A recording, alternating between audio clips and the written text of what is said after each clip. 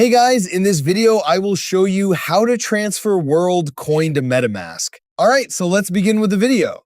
First, open your MetaMask wallet. If you don't already see Worldcoin in your token list, tap on this arrow next to tokens, and then from here, tap on this plus icon. Here, search for Worldcoin. Once appear, select it, then tap next and choose import. This will add it to your token list and make it easier to track later. Now go back to your MetaMask wallet token list and then select Worldcoin from these tokens. After that, tap Receive. Here you'll see your wallet address and QR code. Go ahead and copy your wallet address because you'll need it in the next step. Next, open the World app and sign into your account. At the bottom, tap Wallet. Then tap the three-dot menu beside the Send option and select Withdraw from these options. From here, select Worldcoin. Then choose Crypto app or wallet as your destination. Now paste the MetaMask address you copied earlier and make sure you select the same network supported by your MetaMask wallet.